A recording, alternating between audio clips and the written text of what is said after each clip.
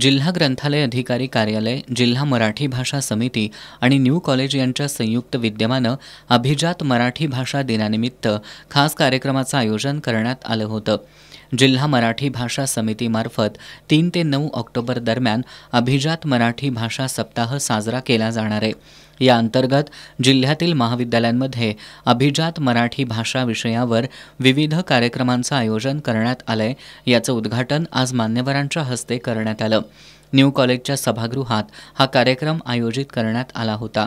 कार्यक्रमाच्या अध्यक्षस्थानी जिल्हाधिकारी अमोल येडगे होते, तर ज्येष्ठ साहित्यिक डॉक्टर सुनीलकुमार लवटे यांची यावेळी प्रमुख उपस्थिती होती.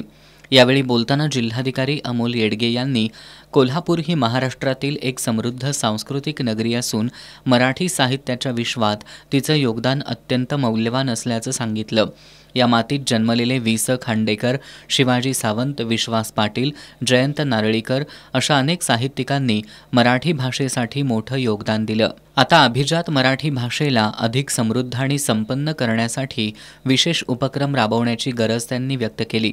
तसंच कोल्हापूरमधील जिल्हा ग्रंथालय हे शासकीय जागेवर उभारण्यासाठी आणि ते अधिक ग्रंथसंपन्न करण्यासाठी तातडीनं गती देणार असल्याची ग्वाही त्यांनी दिली. ज्येष्ठ साहित्यिक डॉक्टर सुनीलकुमार लवटे यांनी मराठी भाषेचं अभिजातपण टिकून ठेवण्यासाठी वि.स. खांडेकर, शिवाजी सावंतांसारखे लेखक आत्ताच्या काळातही निर्माण व्हावेत अशी अपेक्षा व्यक्त केली. मराठी भाषा अधिक समृद्ध आणि विकसित होण्यासाठी सर्व स्तरातून नियोजनबद्ध आराखडा निर्माण व्हावा अशी अपेक्षा त्यांनी व्यक्त केली.